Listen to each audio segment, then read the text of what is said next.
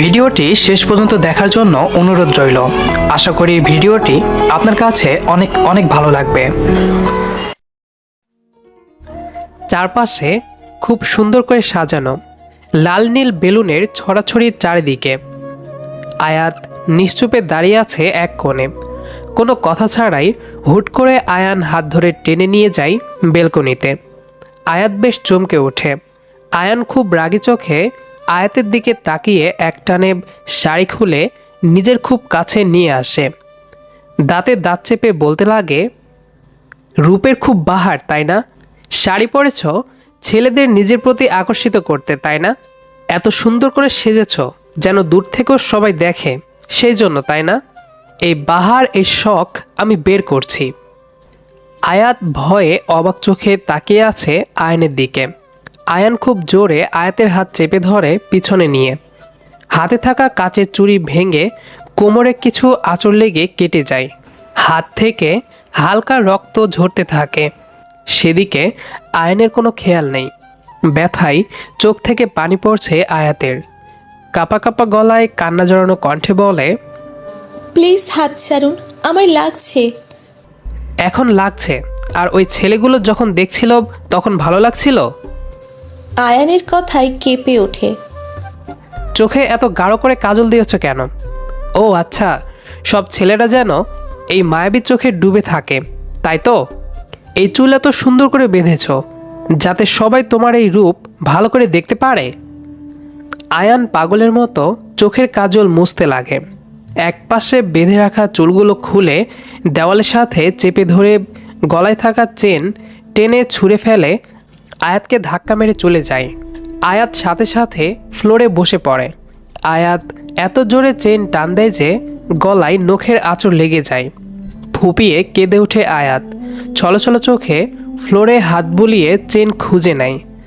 আয়নের এমন কাজে যতটা না অবাক হয়েছে, তার চেয়ে বেশি ভয় আর লজ্জিত আয়াত। আয়ান আহমেদ বড় বোনের একমাত্র দেবর। অতি সুন্দর, ড্যাশিং, অসম্ভব মুগ্ধকর একজন ছেলে, যার কথা বলার ভঙ্গি হাসি অসম্ভব সুন্দর। সেই সাথে অতি রাগী আর ভীষণ মেজাজি, যার আগে পিছে মেয়েরা ঘুরঘুর করে। নিজের খেয়াল ইচ্ছে মতো চলে। আয়াত খুব সহজ মায়াবী একটি মেয়ে। শাড়ি পরতে খুব ভালোবাসে, কিন্তু শাড়ি পরতে জানে না। আয়াত তেমন পার্টিতে যেতে পছন্দ করে না। আজ বোনের দ্বিতীয় বিবাহবার্ষিকী, তাই এই বাড়িতে আসা। আয়াত বেশি হইচই পছন্দ করে না, তাই চুপচাপ দূরে দাঁড়িয়েছিল। আসার পর থেকে আয়নের সাথে তেমন কোনো কথা হয়নি। এই রাগের কারণে আয়নের সাথে ভয়ে ঠিক করে কথাও বলতে পারে না আয়াত। কিন্তু আয়নের এমন রেগে যাওয়ার কারণ জানা নেই আয়াতের। রেলিং ধরে ধীরে ধীরে উঠে দাঁড়ায় আয়াত। হাতে প্রচুর ব্যথা অনুভব করছে। ফ্লোর থেকে শাড়ি হাতে নিয়ে কাঁদছে। শাড়ি তো ভালো করে পরতে পারে না, কি করে বের হবে এখান থেকে? অনেক চেষ্টা করে শাড়ি পরে চুল এক পাশে নেয়। হঠাৎ অনুভব করে কোমরে জ্বালা করছে। বুঝতে পারলো হয়তো আঁচড় লেগেছে। এতক্ষণ পর হাতে ভালো করে চোখ দিল, অনেকটা কেটে গেছে, অনেকটা রক্ত ঝরছে। সাদা ফ্লোরে বেশ দেখতে পাচ্ছে আয়াত নিজের রক্তের ফোঁটা। এখান থেকে যত দ্রুত সম্ভব বাড়ি যেতে হবে, না হয় কেউ দেখে ফেলবে। চোখ মুছে ধীর পায়ে বেলকনি থেকে ভিতরে প্রবেশ করে। বোনের কাছে যাওয়ার জন্য কিছুটা চলার পর হুট করে কেউ মুখ চেপে হালকা পেছন থেকে তুলে একটা রুমে নিয়ে যায়। আয়াত রুমটা দেখে চিনতে পারে এটা আয়নের রুম। নিজেকে ছাড়ানোর জন্য লাফালাফি করতেই আয়ান ছেড়ে দিয়ে রুমের দরজা বন্ধ করে দেয়। আয়াত ভয়ে কিছুটা পিছিয়ে ধীর গলায় বলে, আপনি দরজা কেন বন্ধ করলেন? কেন, ভয় করছে? প্লিজ আমাকে যেতে দিন, আমাকে কিছু করবেন না প্লিজ। আমি আর কখনো আসবো না আপনার সামনে। আয়ান ধীর পায়ে একটু একটু করে এগিয়ে আসছে আয়াতের দিকে। আয়াত পিছিয়ে যেতে যেতে দেওয়ালে পিঠ লেগে যায়। আয়ান খুব কাছে চলে আসতেই আয়াত ভয়ে চোখ বন্ধ করে ফেলে। আয়ান অপলক দেখতে থাকে আয়াতকে। নিমিষে সব রাগ যেন গায়েব হয়ে যায়। হালকা হেসে আয়াতের কানে কাছে মুখ নিয়ে ফিসফিস করে বলে, ডোন্ট ওয়ারি, আমি কিছুই করব না তোমাকে। আমি অতটাও খারাপ না যতটা তুমি ভাবো। আর কি যেন বলছিলে, আমার সামনে কখনো আসবে না? আসতে তো তোমাকে হবেই। আয়াত এবার চোখ খুলে আয়নের দিকে তাকায়। প্লিজ আমাকে যেতে দিন। আয়ান কিছু না বলে হাত ধরে টেনে আয়াতকে বিছানায় বসায়। সাইড টেবিল থেকে ওষুধ বের করে আয়াতের হাত পরম যত্নে ধরে। আয়াত অবাক চোখে তাকিয়ে আছে আয়নের দিকে। হালকা ওষুধ লাগাতেই আয়াত আহ করে ওঠে। আয়ান আস্তে আস্তে ফু দিয়ে দিচ্ছে। আয়ান আবারও রেগে বলে, তুমি আর কখনো এত সুন্দর করে সেজেগুজে কোনো পার্টিতে যাবে না। শাড়ি তো একদম পরে যাবেই না, কারণ শাড়িতে তোমাকে অসম্ভব মায়াবী, ভয়ঙ্কর সুন্দরী লাগে। চুলগুলো কখনো এইভাবে বাঁধবে না, তাহলে তোমার সৌন্দর্য বেড়ে যায়। আমি চাই না কেউ তোমার এই সৌন্দর্য দেখুক। তুমি জানো ওই ছেলের কত বড় সাহস, বলে নাকি তোমাকে বউ করে পেতে চায়। আমি চাই না কেউ তোমার এই সৌন্দর্য দেখুক। যদি কেউ তোমায় চোখ তুলে দেখে, আমার সহ্য হয় না, খুব রাগ হয় যদি আমি ছাড়া অন্য কেউ তাকায়। সেজন্য তোমার সাথে এমন করেছি।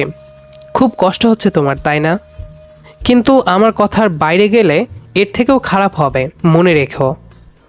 আয়াত নিশ্চুপে অবাক দৃষ্টিতে এতক্ষণ আয়নের দিকে চেয়ে আছে। আয়নের বলা কথাগুলো শুনছিল এক মনে অবাক চোখে। সত্যি আয়নকে দেখে বোঝার কোনো উপায় নেই তার এত রাগ, এত জেদ। আয়ান এক হাত ব্যান্ডেজ করে অন্য হাত ধরতে আয়াত ব্যথায় চোখ বন্ধ করে কেঁদে দেয়। আয়ান আলতো করে ওষুধ লাগাতেই অন্য হাতে আয়নের ব্লেজার খামচে ধরে। জানালার পর্দার ফাঁক দিয়ে ঠান্ডা শীতল বাতাস ছুঁয়ে যাচ্ছে দুজনকে। বাতাসে উড়ছে আয়াতের কপাল জুড়ে থাকা চুল। আয়নের চোখে মুখে হালকা ছুঁয়ে যাচ্ছে উড়তে থাকা চুল। আয়নের কেমন যেন ঘোর লেগে যাচ্ছে। ধীরে ধীরে মুখ এগিয়ে নেয় আয়াতের ঠোঁটের দিকে। আয়ানের নিঃশ্বাসের শব্দে তখনই আয়াত ভয়ে চোখ খুলে আয়ানকে এত কাছে দেখে ঘাবড়ে যায়। আয়ানকে ঠেলে দাঁড়িয়ে রুম থেকে যাওয়ার জন্য পা বাড়াতেই আয়ান হাত ধরে পাশে বসায়। মাথা নিচু করে আয়াত বলে, আমি বাসায় যাব, আর থাকবো না এখানে। থাকবে নাকি যাবে সেটা ভাগ্য বলে দিবে। এত কনফিডেন্স তোমার? দেখুন, আপনার কোনো রাইট নেই এভাবে আমাকে ছোঁয়ার। আমাকে এখানে রাখারও কোনো অধিকার নেই। প্লিজ আমাকে যেতে দিন। এই কি বললে তুমি? আমাকে অধিকার দেখাচ্ছ? আমার অধিকার নেই তো তোমার কাছে? অন্য কেউ অধিকার নিতে আসলে আমি শেষ করে ফেলবো। তোমাকে ছোঁয়ার অধিকার কারো নেই, কারো না। সেটা ঠিক করে দেওয়ার আপনি কে? আমি আমার ইচ্ছে মতো চলবো, সেটা আমার বিষয়, আপনার না। আমি চাই না আমাদের আর দেখা হোক, প্লিজ। আয়াত চোখ মুছে জলদি বেরিয়ে যায় রুম থেকে। নিচে নামতেই আয়াতের বোন পিয়া অবাক চোখে তাকায়। আয়াত বেশ ভয়ে ভয়ে বলে, কি দেখছো আপু? আয়াতের আপু বলে, তোর হাতে কি হয়েছে? তখন আয়াত বলে, কই কিছু না তো। চুপ, হাত দেখি তো। আয়াতের এমন অবস্থা দেখে একটু মন খারাপ করে বলে, হাতের এই হাল হলো কি করে? চুড়ি ভেঙে। তখনই আয়াতের মা এসে এমন হাল দেখে অবাক চোখে প্রশ্ন করে, কি রে, তোর চুল এলোমেলো কেন? চুল খুলে গেছিল তাই। আচ্ছা ঠিক আছে। আপু সেই কখন থেকে কথা বলেই যাচ্ছে। আম্মুকে এত করে বলছি বাসায় যেতে, কিন্তু কোনো খবরই নেই। মিস্টার ডেঞ্জারাস আমাকে দেখার আগে বাসায় যেতে হবে। আপুর একমাত্র মেয়ে, তার কিছুদিন পর জন্মদিন। আমি কিছুতেই আর আসবো না তখন, একবার গেলেই বাঁচি। কিন্তু ওনার এভাবে রেগে যাওয়া আমার ভালো লক্ষণ লাগছে না। হাওয়া অন্যদিকে যাওয়ার আগে ওনার সামনে থেকে আমার চলে যেতে হবে। অবশেষে যাওয়ার সময় হলো। যেই বাইরে পা রাখবো তখনই ওনার আগমন। ভয়ে আমার বুক চুপসে গেল, বুকের ভিতর ধুকপুক শুরু হলো। আমাকে দেখে উনি মিটিমিটি হাসতে লাগলেন, যার মানে আমি বুঝলাম না। হুট করে ওনার কথায় আমি আকাশ থেকে পড়লাম। আমি ওনার সামনে থেকে যেতে চাইছি আর উনি আমাকে রাখতে চাইছে। আন্টি রাত অনেক হয়েছে, আজকে থেকে যান। হ্যাঁ, আজকে থেকে যাও। কিন্তু ওর বাবা একা বাসায়। তাহলে আয়াতকে রেখে যান। কথাটা শুনেই আমি কেঁপে উঠি, সারা শরীর ঠান্ডা হয়ে আসে। না না, কিছুতেই থাকা যাবে না। উনি আবারও বলে ওঠে, তাছাড়া আয়াত খুব বায়না করছিল থাকার জন্য। আমাকে বলছিল, ভাইয়া আম্মুকে একটু বলুন না থেকে যেতে। আমি তো অবাক, কি বলছে এগুলো? আমি কখন বললাম থেকে যেতে? না না, এটা হতে পারে না। আম্মুকে অনেক বোঝালাম বাড়ি যেতে, কিন্তু না, আমার কথা শুনেই আমাকে রেখে চলে গেলেন। আমি অসহায়ের মতো আম্মুর যাওয়ার পথে চেয়ে রইলাম। মিস্টার ডেঞ্জারাস আমার সামনে দাঁড়িয়ে হাসছে, আমি নিরীহ প্রাণীর মতো দাঁড়িয়ে আছি। উনি আমাকে চোখ মেরে চলে যায়। আপু আমাকে তার একটা জামা দিল, সেটা নিয়েই ওয়াশরুমে ফ্রেশ হতে গেলাম। শাওয়ার ছাড়তেই গলায় জ্বালা অনুভব করলাম, বুঝলাম ওনার আঁচড়ের জ্বালা। হাতে প্রচুর ব্যথা হচ্ছে, তাই বেশি সময় থাকলাম না। রাত প্রায় 1টা বাজে। বই পড়তে পড়তে কখন সে ঘুমিয়ে গেলাম বুঝতেই পারিনি। হঠাৎ বারান্দায় কিছুর শব্দে ঘুম ভেঙে যায়। ভয়ে ভয়ে কিসের শব্দ সেটা দেখতে এগিয়ে যায়। দরজা খুলতেই আমি ভাবনা শূন্য হয়ে গেলাম। সাদা টি শার্ট আর শর্টস পরে দাঁড়িয়ে আছে আমার সামনে মিস্টার আয়ান। একটা মানুষ এত সুন্দর কিভাবে হয় আমার জানা নেই, কিন্তু ওনার রাগের জন্যে আমার একটুও ভালো লাগে না কথা বলতে। আমার হুঁশ ফিরল ওনার চোখ মারায়। আমি ভিতরে যাওয়ার আগেই উনি আমার হাত টেনে ওনার একদম কাছে নিয়ে দেওয়ালের সাথে চেপে ধরে। আমি ভয়ে চোখ বন্ধ করে ওনার টি শার্ট খামচে ধরি। উনি এত কাছে যে আমি স্পষ্ট হার্টবিট শুনতে পাচ্ছি। কেমন যেন ফিল হচ্ছে। আয়াতের এমন মুখ দেখে মিটিমিটি হাসছে আয়ান। আস্তে আস্তে আয়াতের কানে কাছে মুখ নিয়ে বলে, কি ভেবেছিলে এত সহজে পালিয়ে যাবে আমার হাত থেকে? আমি কি করেছি? কেন এমন করছেন? কি করেছো জানো না? প্লিজ আমাকে ছেড়ে দিন। আমি তো আপনার কোনো ক্ষতি করিনি। যদি কেউ আপনাকে এখানে দেখে, ভয়ে আর বলতে পারিনি। তুমি আমার জীবনের সবচেয়ে বড় ক্ষতিটাই করেছ। আয়ানের কথা শুনে অবাক চোখে তাকায় আয়াত। কিছুই বুঝতে পারছে না আয়াত কি ক্ষতি করেছে আয়ানের সে। আয়াত বিস্ময়ভাবে বলে, কি বলছেন? আমি কি করলাম আপনার? সেটা সময় হলেই বুঝবে। আমি কিছু বুঝতে পারছি না। প্লিজ আমাকে ছেড়ে দিন। শাস্তি তো তোমাকে পেতে হবে আমাকে ফেলে তখন চলে যাওয়ার জন্য। আহ, লাগছে। খুব লাগছে তাই না? আর আমার বুকের ভেতর যে আগুন জ্বলছে সেটা। আয়াত বিস্ময় চোখে চেয়ে আছে আয়নের দিকে। আয়নের চোখ লাল হয়ে আছে, দেখে বোঝার উপায় নেই একটু আগে শান্তভাবে কথা বলছিল। আয়ান নিজেকে শান্ত করে বলে, দেখো আমি কোনো খারাপ কিছু করতে চাই না, সো যা বলছি তাই করো। কি করতে হবে? আয়ান সোজা বিছানায় শুয়ে হাত পা ছেড়ে দেয়, যা দেখে ভয়ে আয়াতের হাত পা ঠান্ডা হয়ে যায়। আয়ান চোখ বন্ধ করে ক্লান্তির সুরে বলে, তোমার জ্বালায় মাথাটা প্রচুর ব্যথা করছে, চুলগুলো একটু টেনে দাও তো। মানে? মানে খুব সহজ, আমার চুল টেনে দিবে। আমি পারবো না। কি বললে? না মানে, চুপচাপ যা বলছি তাই করো, না হলে। আয়াত আর কোনো কথা না বলে দ্রুত বিছানায় এসে বসে। অমনি আয়ান কোলে মাথা রেখে বলে, আহ কি শান্তি। আয়াত রাগে দুঃখে চুপচাপ চুল টেনে দিতে লাগে। ওদিকে আয়ান মনের সুখে চোখ বন্ধ করে রাখে। আয়াত ঘুমে ঝুরছে আর আয়ান মজা নিচ্ছে। আয়াত ঝুরতে ঝুরতে আয়ানের মুখে ঝুঁকে পড়তেই আয়ান মুচকি হেসে বলে ওঠে, অবলা ছেলে পেয়ে আমার সর্বনাশ করতে চাও? কি যাতা বলছেন? সরুন, অনেক হয়েছে। আর না, আমি ঘুমাবো। তো ঘুমাও না, ধরে রেখেছে কে? বলেই আয়ান কোলবালিশ জড়িয়ে ধরে চোখ বন্ধ করে নেয়। আয়াত বিস্ময় চোখে তাকিয়ে আছে, ভাবছে আয়ান কি এখানে ঘুমাবে? মনে তো হচ্ছে এক চুলও সরবে আজ।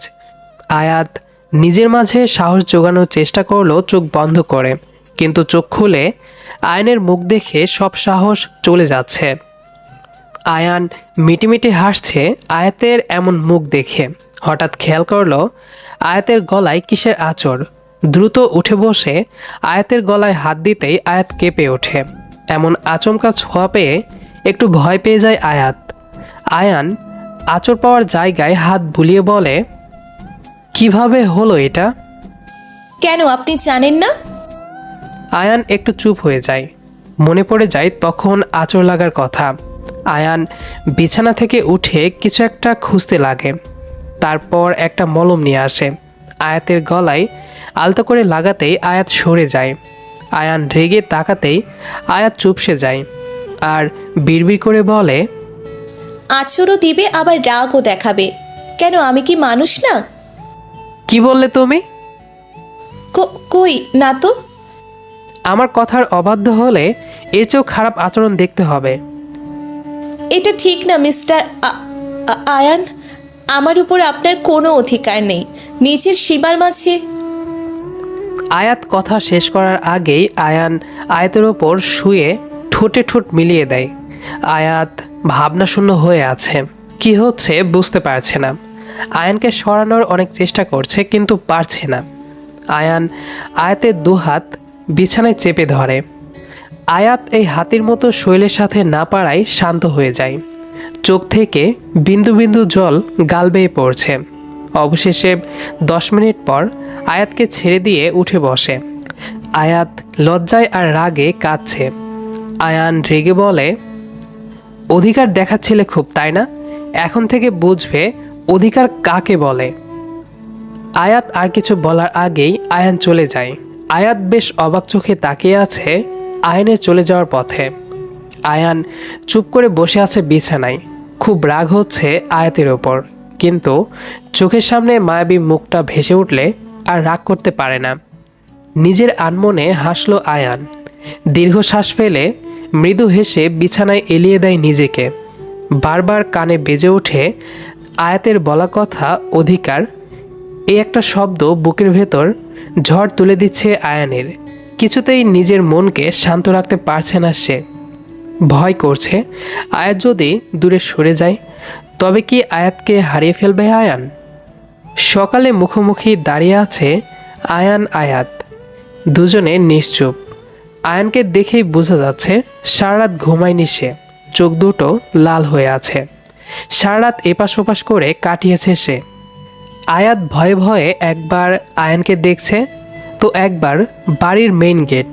উদ্দেশ্য একটাই, আয়ানের কাছ থেকে পালানো। আয়াতের এমন কাণ্ড নীরব চোখে দেখে আয়ান।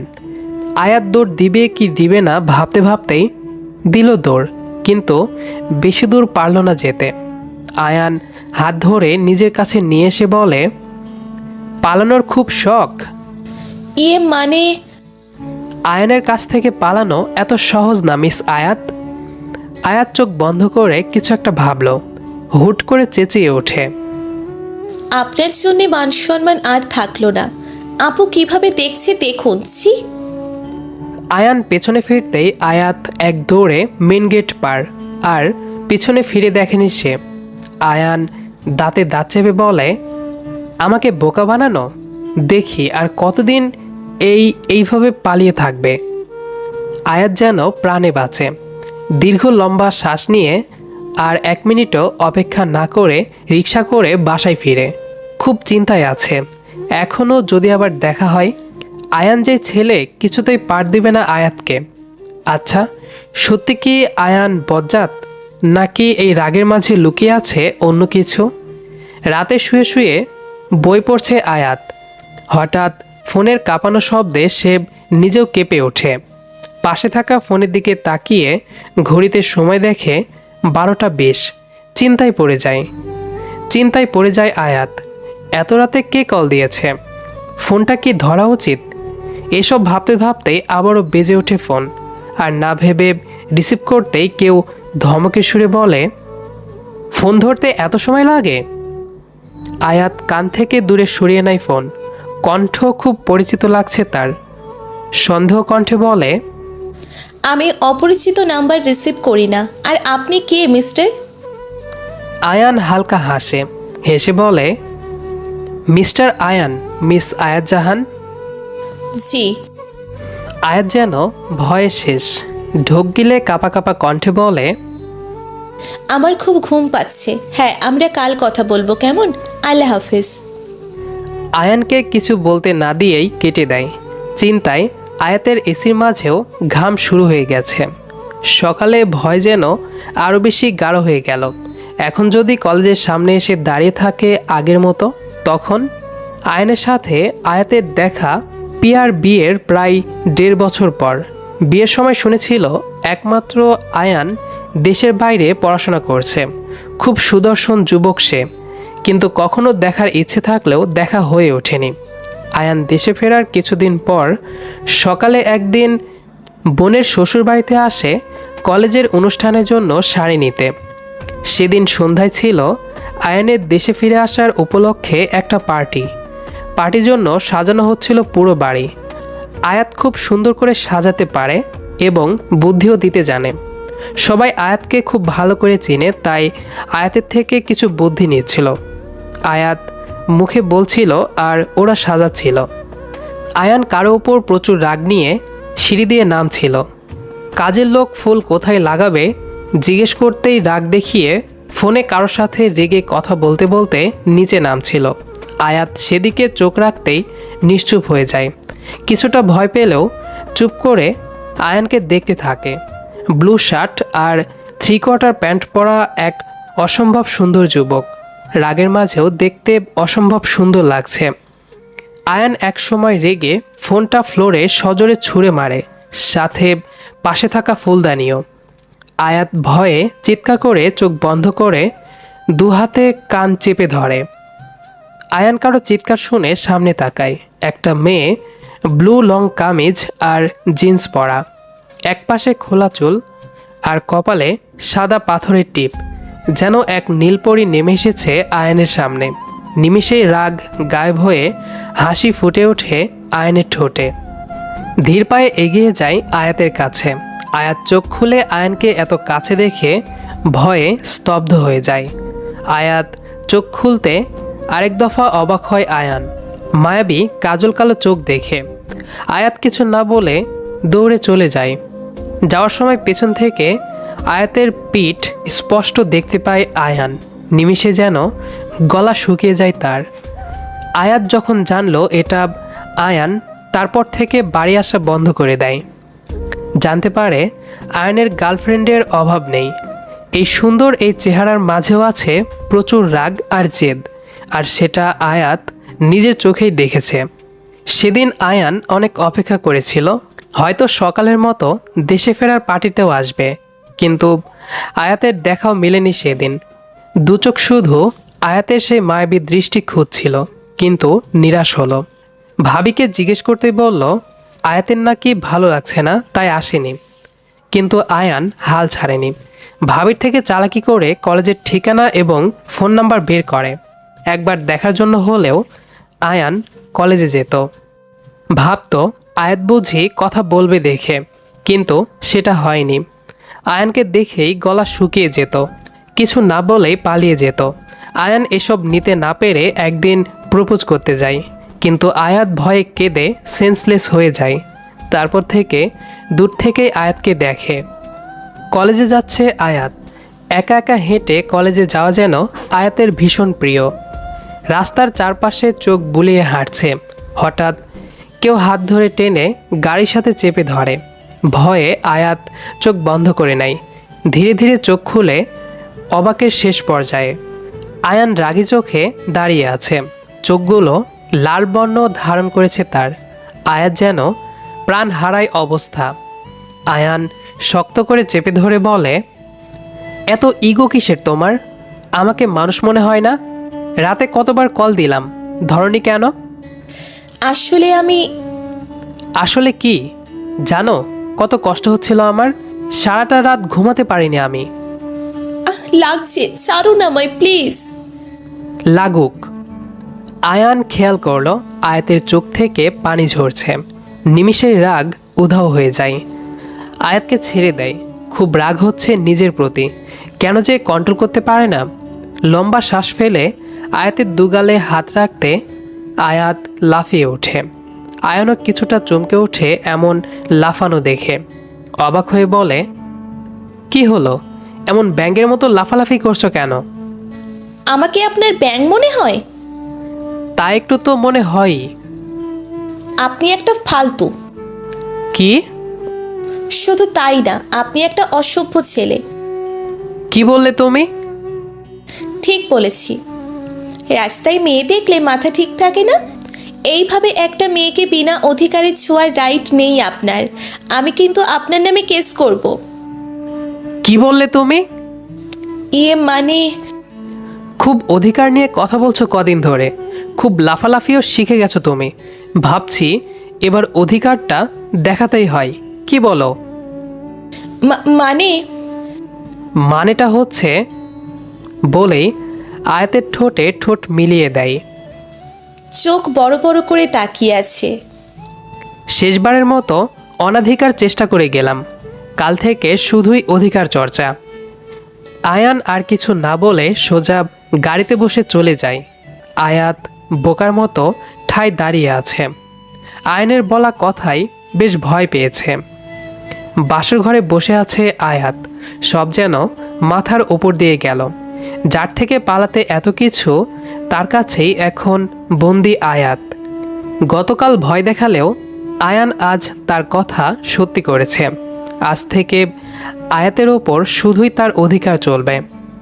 আয়ান এক প্রকার সবাইকে ব্ল্যাকমেল করেই আয়াতকে বিয়ে করে ফেলে। আয়াত কাঁদো কাঁদো মুখ করে বিছানায় বসে আছে। আয়ান বিশ্বজয়ী হাসি দিয়ে আয়াতকে বলে, কি যেন বলেছিলে? অধিকার, তাই না? আয়াত ফ্যাল করে তাকিয়ে আছে। এবার থেকে শুধু আমার অধিকার চলবে মেয়ে। আয়ান হেসে আয়াতকে বুকে টেনে নিল। আয়নের স্পর্শ পেয়ে আজ আয়াত আগের মতো লাফালাফি করছে না, কারণ আয়নের প্রতি আয়াতের ভালো লাগা অনেক আগ থেকেই ছিল। আয়ান আয়াতকে নিজের করতে যে সব পারে আয়াত তা বুঝে গেছে। প্রথমে নিজেকে ছাড়াতে চাইলেও একসময় আয়াতও আয়নের মাঝে হারিয়ে গেল। আমাদের আজকের গল্পটি আপনার কাছে কেমন লেগেছে সেটি অবশ্যই কমেন্ট করে জানাবেন। দেখা হবে আবারও নতুন কোনো গল্প নিয়ে। সেই পর্যন্ত সবাই আমাদের সাথেই থাকবেন। ধন্যবাদ সবাইকে।